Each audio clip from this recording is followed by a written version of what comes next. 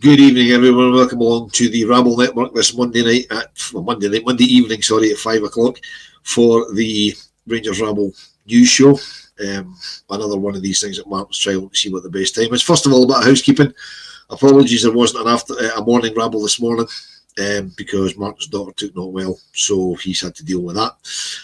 But he assures us, have one tomorrow, which is usually his day off. So he's decided he'll have today as his day off from the morning show for the members, and he'll have one tomorrow, so just to make up for it. And I'm joined tonight, as you can see, by the font of all Rangers knowledge, our very own wee Baldy. Stuart, how are you? I'm good, Wilf. Yes, all good. I don't know about font of all knowledge. Frustrated at the moment, but I'm sure we'll get into that after what we witnessed yesterday. Wasn't great. Yeah, I'm sure we will. I don't want to touch too much on what happened yesterday if we can avoid it, because obviously there's the main pod at 7:30 that the boys will want to discuss that. We don't want to go over the same ground all the time.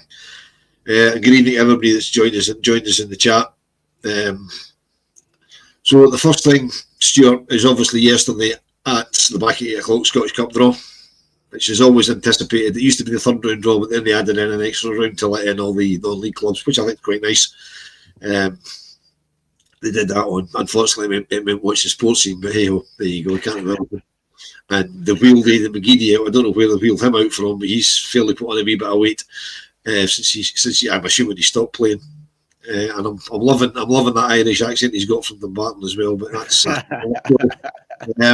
So anyway, we drew an Athletic at Ibrox. So my first take on that is I'm glad that's not away from a ticket point of view.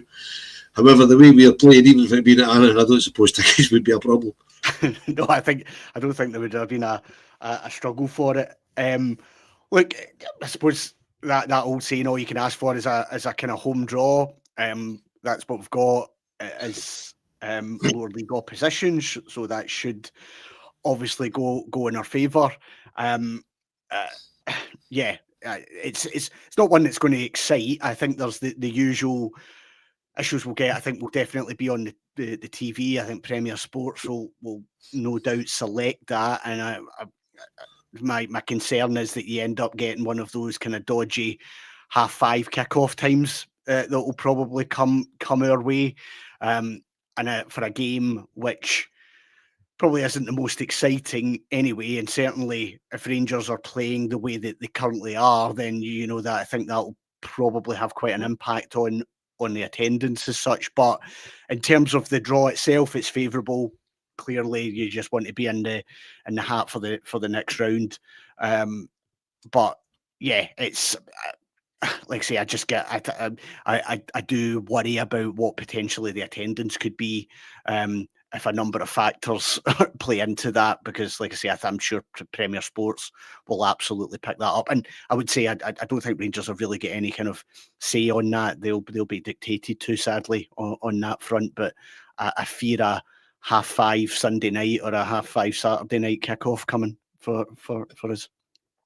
Yeah, I'm the same. I mean, Premier Sports made no secret of the fact when they took the rights for both the cups in Scotland, the only reason they did it was to screen out our games and their games, irrespective of the opposition.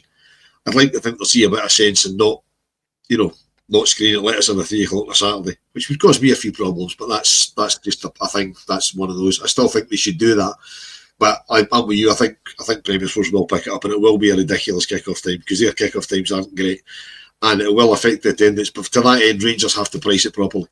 I mean, there was people saying yesterday, we're not in great form. Okay, with one full league games, no, we're not in great form. You're playing Falkirk, and I think the cheapest ticket, I think, was something like 36, 37 quid, which is absolutely ridiculous. Yeah, and it's becoming more obvious, I think, Wilf. I mean, I don't know about, I know you sit above me in the club deck. I'm one tier lower than you, but I'm right beside hospitality now, and the number of empty seats that are in that area. But when you look around the stadium, you're seeing those pockets of kind of empty seats there. So, the club have got to be smart about this. I understand that there's still costs to running a game, police, etc. But hopefully there is a kind of sensible approach taken to this to try and maybe encourage families could be a kid's first game, that sort of idea, try and get them in, maybe do a package that way. And even if they could do something, hospitality wise, if there was kind of deals that they could put there, and that might entice somebody to maybe kind of make it a bit of a kind of special day out. So a bit of common sense is needed here, but it's not going to be a sellout. Let's be honest, is it? No, I mean, they were probably 15,000 short of capacity yesterday. So you're not a chance of, and that's what people are already paying for the game, which is a worry as well. I mean, official attendance given us 50,000, whatever it was, because the count all season ticket holders being there. But when 15,000 folk who've already paid for the game decide they're not going, that's a worry.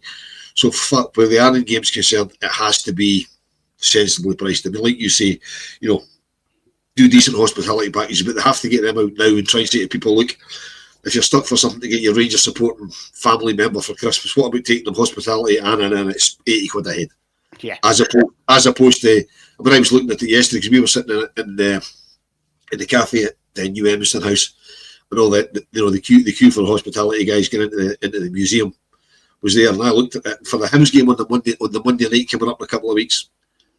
Museum hospitality is about 270 quid a head. I mean, on a Monday night, that's crazy.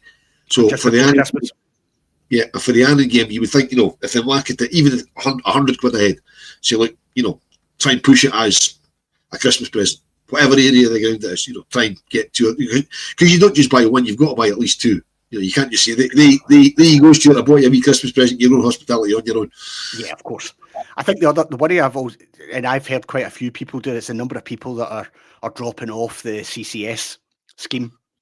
Wilf at the moment, so there's the mugs that will just stay on that, and the money will come straight out my bank account for games such as Annan. But I do know of a lot of people that have withdrawn themselves from that at the moment to say, do you know what, you're not just constraining my bank account to take that until I feel as if I'm starting to see something better on the pitch there. So the club and the owners, they've got a lot to think about at the moment, because, as you say, a lot of empty seats yesterday, of which the vast majority of them will have been tickets that have already been paid for, and people have still made that decision. I'm not going to go to that game. That's not great. Yeah, but what also isn't great for those of us, like I'm like you, I've stayed on the CCCS because obviously I do the European things. You need to be on that to get European tickets and away tickets and all that sort of stuff. The payment for the European game in January at home to Ludogorets came off today. Yep. You know what I mean? So you've had that yesterday, and okay, they've got no say over how the game the day before is going to go, but the game's in January. It's in a month's time. Christmas is around the corner. In fact, 6 weeks' time. Christmas is around the corner. Cut folk a bit of slack, take it off maybe beginning of the year or whatever. But that's just the way it is. We were told that at the time. I mean, there's old Penny saying there was 20,000 seats through seats available yesterday. Well, there you go. I mean, that's scary, isn't it? But I think you raise a valid point about the Ludogorets game. Did they really need to take that payment in December? Could it have, given the fact that the game isn't until next month, could they have just waited into January, and, as a gesture of goodwill and stuff like that, yeah, we'll be taking the first three in these dates, but then there will be a gap in December and we'll go into January. I don't think, sometimes I just think they make life difficult for themselves. I don't think that's a really difficult decision. Maybe they'll say there's some banking reason that it had to be done in 4 consecutive payments. I don't know, but I think there's ways around that. Yeah, it's not a good look from a PR point of view. It really isn't a good look, and it's not difficult to get it right. But I mean, the only other piece of news really that happened today, and it was rumoured yesterday. I don't know if you heard the rumours kicking about the ground yesterday or not. That Jonathan Hunter-Barrett is no longer coming as academy director for Wolves. I wondered when Kevin Thelwell was relieved of his duties whether Hunter-Barrett would still come because they worked together. But by all accounts, he was the best candidate after a rigorous process. Where have we heard that before? So it would appear that Jonathan isn't coming, and he's managing somehow to stay at Wolves despite the fact he was working his notice there. Yeah, I think the first thing I'd say about this, and I think it's just probably the smart decision. I think there's slightly something unfair about the fact. I mean, I don't know this guy's credentials or anything like that, but by association, he was already probably on a bit of a hiding to nothing. And there's quite a few people in the building at the moment that by association have been kind of tarred with the same brush as your Thelwells and your Stuarts. So am I surprised to hear that this deal is no longer going through? No, I'm not. Does it maybe sound that this could be the start of probably a few other of those appointments, some who are already in the door, potentially moving on? Then yeah, I think we might be starting to see that. It's like I say, I think part of it makes sense. I think there's another area where, you know, I do feel have some sympathy there that, you know, by association, however good this guy was, we'll never find out, because I think a lot of people had already made up their minds that, well, if Kevin Thelwell picked you, then you're probably not very good, because we look at his signings and other decisions that he's made. So it's an interesting one. It does look as if the owners are having just a clean sweep now of what Thelwell's done. You know, a full review of decisions that he's made, and decided that actually we're not going to take that risk here. There's still an opportunity for us to back away from that appointment. So let's do that. And I think you've also got to bear in mind that we're going to have a new sporting director coming in, a new CEO, and they will probably want to appoint their own people.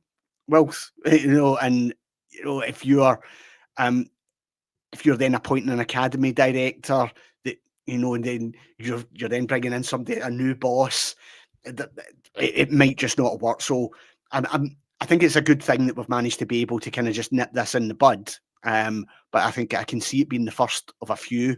I don't know what you think about that. No, I think exactly the same. For me, it would be interesting to find out whether Hunter Barrett made the decision himself, whether he approached Rangers and said, look, because Kevin's not there anymore, you know, I was coming because of him, we've got a working relationship, I don't really want to come. Whether Wolves made him an improved offer and he said, look, this is a way I can get out of this. Or, you know, whether the Rangers hierarchy said, look, like you said, you're going to be tarred with the Thelwell's brought him in. So even if he's absolutely wonderful, he makes one mistake and everybody will be like, well, he's a Thelwell, and he's brought in by him. So yeah, I think it is good, because, you know, there will be a new director of football, there will be a new, you know, the CEO coming in. They will want to bring in their own people. Not so much the CEO, he just has to work with what he's told, because he's more of a sort of business side, but the director of football will obviously want to work with the academy director. It'll be interesting to see who it is, but we do need one in a hurry, because we've got lots of good young players coming through who are probably just going to lose. You know, like somebody mentioned in the comments, I think it was Shona earlier, saying, you think maybe we see the likes of Kyle Glasgow in the game against Annan? Far too early to tell, because the game's still a month away. You know, I'd like to think so, because he's a very, very good young player. But we're going to lose players like that if we haven't got an academy director in and an academy structure in, that these guys can see that, know where the pathway is, because otherwise they'll end up like Oliver Goodbrand, who went to Newcastle, because they said, look, come with us, we've got a structure, we'll pay you decent money, you'll be into our under-18s, then our under-23s, and, you know, away he went. So we'll be losing guys like, you know, like Kyle Glasgow, like Luca Rank, and all these kind of good young guys who are currently training with the first team. And that, I don't know, we could be here all night talking about the academy, Wilf, but we need, not just in the academy, across the piece, we need some stability, you know, in roles. But if you focused on the academy, we seem to have jumped from, you know, person to person, academy director, whatever you want to call them. We've went through quite a few. What we need now is somebody in who has a plan, and then we allow them to see that through, you know, and try and then get the benefits of it. This, you know, right, we've implemented something, and I know that was a year. Now we're moving on to something else. I think we need a better structure than that, a long-term vision for what this academy is going to do. Some of these kids are on a lot of money.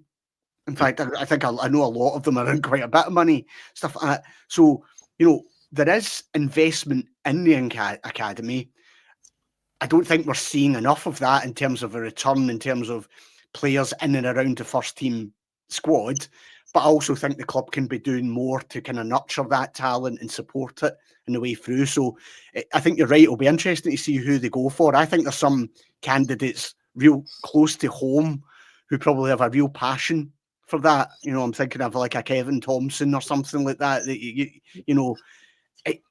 who's been in and around the club, knows what the club's all about, has outside of Rangers, has his own coaching academy and stuff like that. You know, is it something like that we need to bring in and start implementing some sort of plan to take us forward for not just the next 6 months to a year, but the next 5 years, and then see where we go. So hopefully this isn't a long drawn out process and we're into next summer before somebody gets appointed, because like I say, there is talented individuals in all our youth ranks, but they need that support now. Yeah, I mean, they're sure the same. We haven't really replaced anyone since Zeb Jacob. I go further back than that. I would say we haven't really got the academy right since Craig Mulholland left. I mean, Craig was there he was there for 20 odd years, and he left to go down to Nottingham Forest. And I don't think we've brought in, but the academy's kind of been listed from issue to issue since Craig left for me, you know. And okay, even in Craig Mulholland's time, we didn't really bring that many players through, you know, but we did make money on players that we moved on to other places, which brings me to my next point, in that, you know, it's sort of connected to the academy director thing that, you know, again, what yesterday proved against Falkirk was that some of our transfer dealers, particularly young players, have come back to bite us right in the bottom end. Because for me, one of the best players in the park yesterday was young Connor Allen at centre back for Falkirk, who was much better than what we've got at centre back, and we rushed him out the door in the summer because there's no room for you. We've got these guys in. We've got Giga. We've got Fernandez and Connor Allen. No place for you, and he comes on, plays for Falkirk at Ibrox, and he's probably the best defender in the park. And it's the same thing. Same thing will happen next Saturday when we go to Kilmarnock with Lewis Mayo. Lewis left 2 or 3 years ago, but it's the same sort of scenario. Yeah, when you get your recruitment so horribly wrong, this is when instances like that will get thrown quite right back at you. You know, so here you are spending X amount on transfers or loan deals, wages, etc. When actually, and what you're getting back for it, when in fact you had some talented individuals that maybe if they were given the chance. So yeah, look, Rangers are going to need to suck this up, because there'll be more of that coming, because the recruitment has been so tragic. And you know, I think that's just a natural consequence, that people will direct some of that anger and point things like you've just done there, point that out to them, and rightly so. If you're moving on a youngster because you don't believe that they're good enough, my God, you've got to make sure that what's coming in is then better than that. And my God, right across the park, we are seeing none of that at the moment. Yeah, I mean, while we're on the transfer business, you know, this JD, Mikey Moore and Magoma can stay for the season, the rest can go. I'm hearing that a lot. You know, almost everybody I speak to, the loan players can all go back if we can get out of the loan deals. You know, just get rid of them all. Mikey Moore, need to get him, if we can get him fit and keep him fit, fine. Magoma needs help at left back. Again, we let Robbie Fraser go. We basically sold 3 left backs in a week, which is mental. Yeah. We left a young kid. Again, that's all down to the recruitment. It's going to take years to undo what's been done in the last 6 months. 100%. Yeah, I mean, I would agree. I mean, I hear a lot of people talk about that, getting out of loan deals and stuff like that. And whilst I absolutely agree with the premise of that, it's probably easier said than done, isn't it? You know, there'll be costs to that. You've even though it's a loan deal, you've still signed a contract that, you know, you're taking that player from a club. So that club will then need to be satisfied that they can then either move that player on, etc. But yeah, Moore and Mahoma are the only two that you would be saying at the moment. Yeah, that you know that they've you would want to be hanging around. Typically with Moore, he looked as if he was just really starting to find his feet, and we were starting to see what he was capable of, and then he picks up an injury. So hopefully he isn't out too long and he's back, because my God, we need somebody like Mikey Moore at the moment who just offers us something different to what we've currently got, because at the moment we're a bad watch. Wilf, Yep, really bad watch. Yep, Stuart, this is the other thing a lot of people are saying to me as well from Aaron Leighton. You know, who's going to buy these duds from us? You know, they're not. I mean, they're professional football players. You know, I mean, to go back to what a previous manager said, they've got to have some ability to get in the building in the first place, but they have to have something special to stay in the building. So I don't like using the word duds, but that's what's been put in the comments, so we'll use that. You know, we're saying these guys aren't turning on. How are we going to get rid of these guys? Because there's going to be a turnover of players in January. January is notoriously a really, really difficult window. We're going to have to move on guys who, quite frankly, we're paying a lot of money and they're not putting it in. So who's going to buy these guys? Well, whoever the new sporting director is, what a job they've got in their hands. You know, my God, to try and unpick the mess that we've made of that summer's recruitment campaign. Yep, you're right. There's going to be a financial hit to that because, you know, if we manage to find somebody who might be interested, so say somebody like Ant-Man, for example, you know, would go ahead Eagles potentially want to take him back. Yeah, they might, but they'll be saying, well, we're not going to give you what you paid for us. So are Rangers willing to accept that? The player himself, we've seen this drag out with Robin Proper, and a lot of people were having a go at Robin Proper. I have zero. We've offered these players contracts, you know, so they're getting X amount every week, and they've probably come to Rangers because they're getting an increase in what they were currently getting. If we then make the decision that actually we no longer want you around, we either need to pay them up or find a buyer who's willing to kind of match that. And that's going to be really, really difficult to do. And I don't blame the player in that. Rangers have made this mistake, but my God, the sporting director has a real task on their hand, whoever that may well be. We're going up the road last night. Well, I don't think there's, if you take away like your Finlay Curtises and stuff like that, maybe some of the youngsters, I don't think I would be disappointed to see any one of these players leave somewhere. I don't have an attachment really to anyone. I don't know what you think in that squad, but you know, there's normally somebody that you would say, you know, you want to keep them around, you want to have them around. There's none at the moment that I think to myself, yeah, I'd really want to keep them. I just don't have that attachment to them.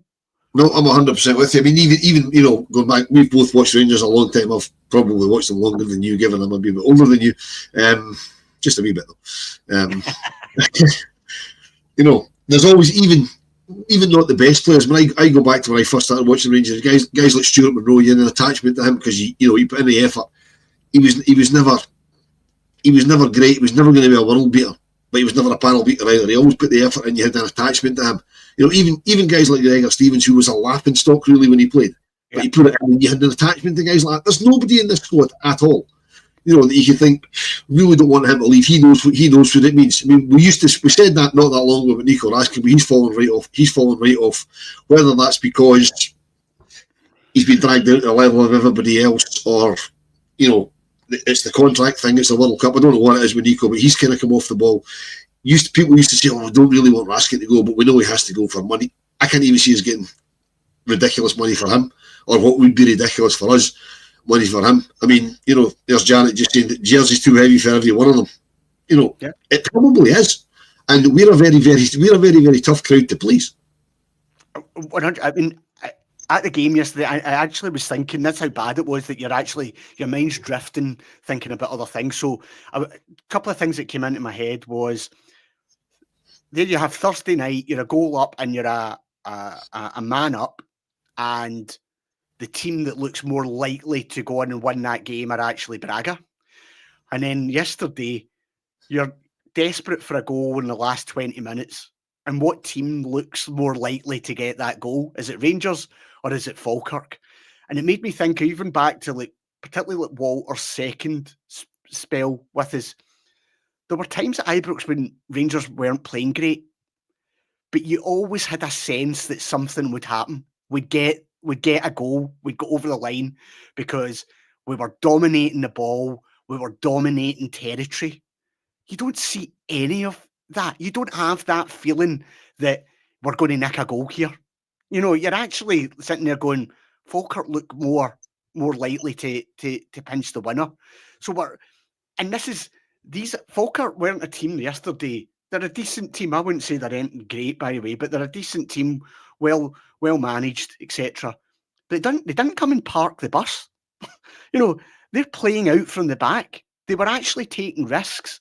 A couple of times that didn't work out, but they're doing that with the confidence that this Rangers team have got absolutely nothing about them to take advantage of it. So, yeah, we are in a sorry state and a really, really difficult team to go and watch at the moment. I mean, Ibrox was as flat as I think I've ever heard it.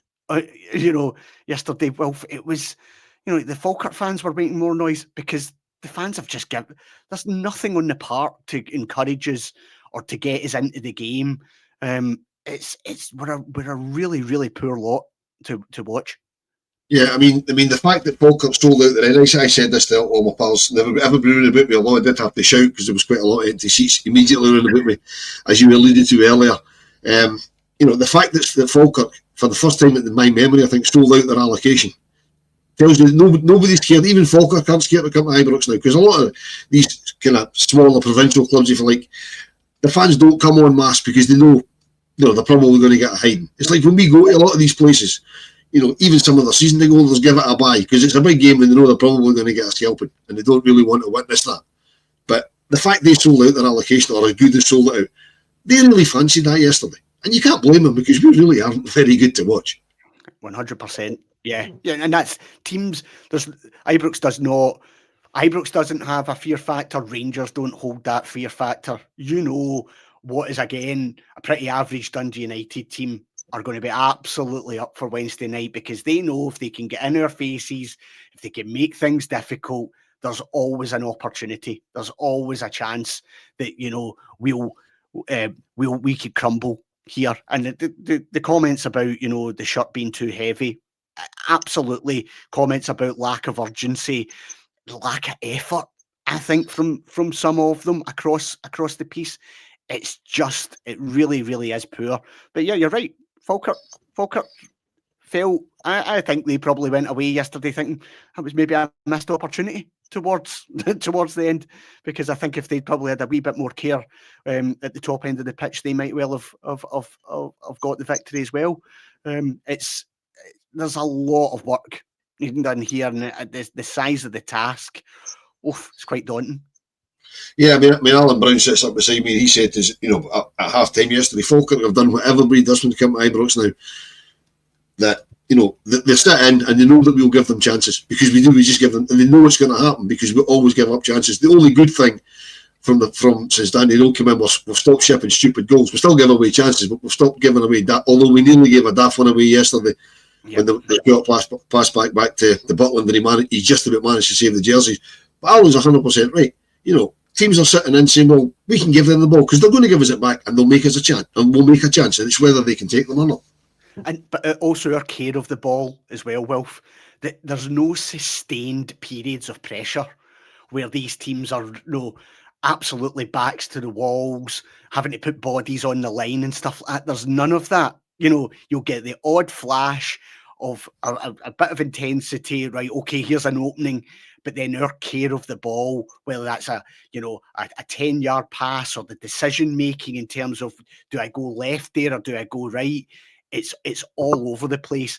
And I thought the manager's comments were quite telling as well. I know that there's some eyes looking at the manager. I think that's far too premature for that.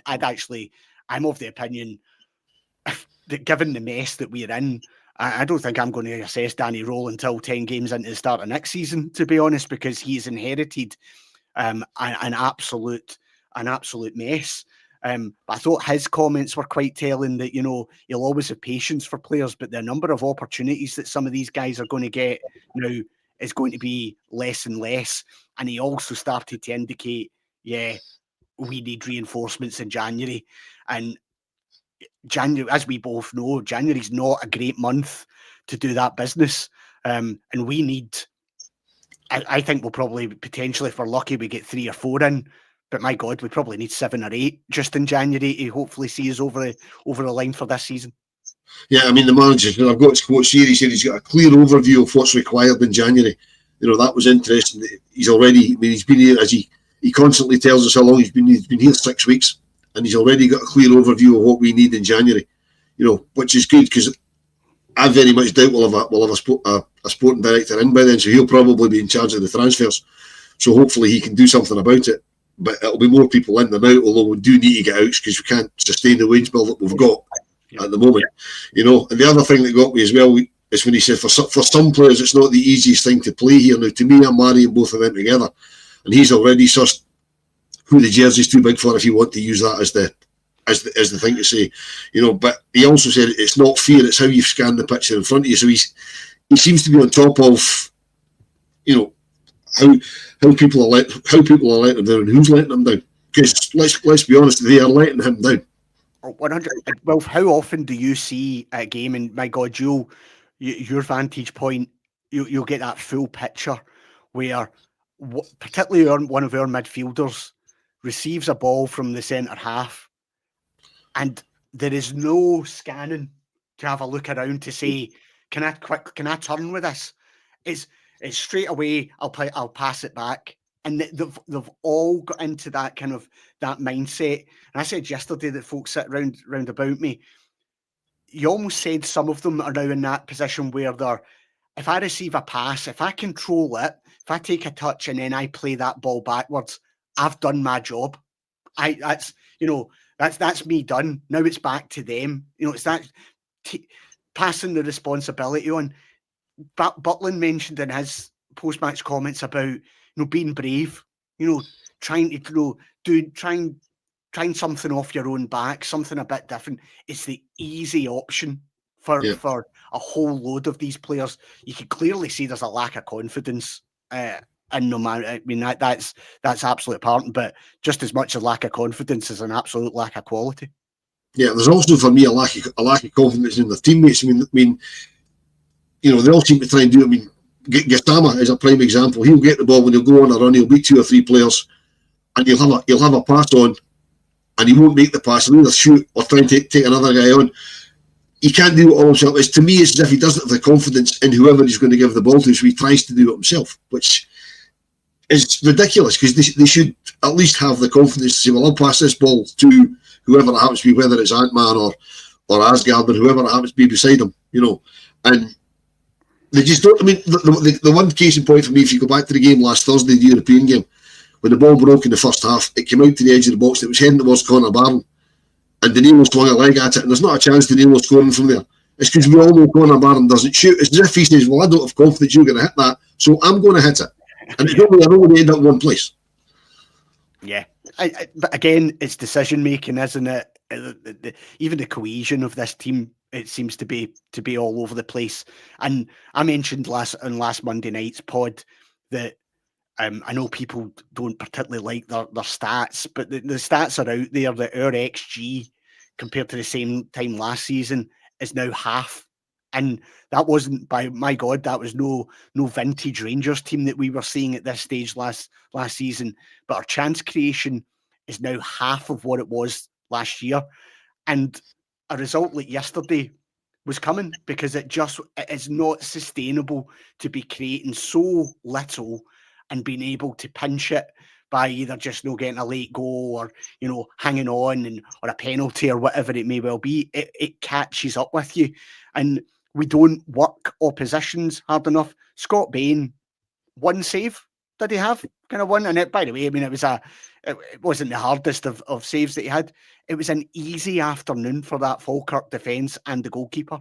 And that really is damning when they should be backs to the wall. They should be coming off that part thinking, my God, I've put in a shift there to get a 0-0. They didn't have to work hard because we've got absolutely nothing going forward as a threat to any opposition. And you look at going ahead to midweek, what can the manager do to change it? Yeah, because he's only got the same strikers. I mean, he's tried to give the three strikers equal game time, and it just hasn't worked.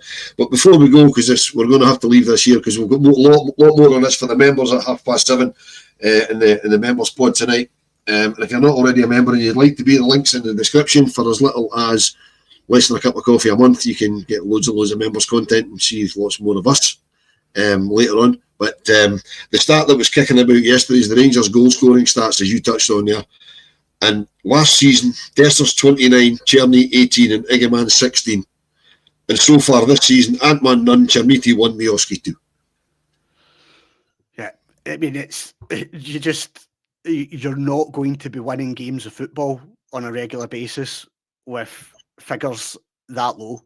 And I do have some sympathy for some of the strikers in terms of I don't think we create enough. Although, I think we've already spoken to death about Chermiti and Miovski and probably some of their performances. But as a unit, I mean, even look at our midfield. A midfield of Connor Barron. Raskin will pitch in with the odd goal here and there, but that'll be from a set piece. Connor Barron, I don't think he's scored for Rangers. I don't think he's had an assist for Rangers. And Asgard, one goal. And even if it's Diomande that's playing in that position, he's hardly prolific. Right across the team, we're still relying on our 34-year-old right back to save the day for us. I mean, it's incredible that we find ourselves in that position. But yeah, that's where I have sympathy for Rowe, because he's got the same bunch of players to work with, and he's got to try and find something, a spark from somewhere, whether it's a change of formation, whether it's putting Curtis in there, whatever it may well be, to get us between now and January to just try and keep us within touch, because this could slowly unravel. Again, there was a bit of optimism, but it could slowly unravel if we don't start creating some chances and scoring some more goals. Yeah, but on that very, very positive note, folks, we're going to leave you, because this is only supposed to be a very quick news show, but there's not a lot of news kicking about, so obviously we had to have a look back on yesterday. And Spanky's asking how you access the Rabble shop. There should be a link down below, but if Martin hasn't put it in, I'll get Martin to give you a wee message. It's I think it's rabbleisland@gmail.com, I think, off the top of my head. But we'll get that sorted out for you. And as I say, folks, if you're not the main Rabble YouTube page, there's a link in the description there. If it's not in this show, on the main YouTube page, it sits there. There you go. I knew Stuart would know, because he's more tech savvy than me. I just because I bought enough from it. Aye, that's right. Well, that's true. I noticed that very nice cup you were drinking out of. Yeah, I noticed that. But that's it from us, folks. As I say, 7:30, the boys are back. There won't be a women's show tonight for those of you that tune in for the women's show on a Monday at 6:30, because they didn't have a game this week. We were going, because it's internationals, we were going to do a sort of almost half season review, but we've decided to leave that for the winter break, which comes up in the middle of December. It gives us 2 or 3 weeks to cover that off, rather than rushing it through tonight. So no women's show tonight, so you can have a wee break from that, give yourself time to have your tea between pods. And all that's left to me to do is say, Stuart, thank you very much indeed. Always a pleasure. Pleasure, Wilf. Thanks everybody for watching. And everybody, thanks a lot for the comments. Sorry I didn't put too many of them up, but reading and talking at the same time isn't really good for me, because I'm an old guy. And we'll see you again at 7:30, where I believe Martin's hosting if he's managed to get his daughter sorted out of her sick bed. I've got no idea who's on with him. I think Waterboot's on. I think Earl Williams on with him, and possibly Mark. I think usually Stuart on a Monday. That threw me when you weren't on. I'm mixing it up. Aye. Yep. Anyway, thanks a lot, folks. We'll catch you again very, very soon.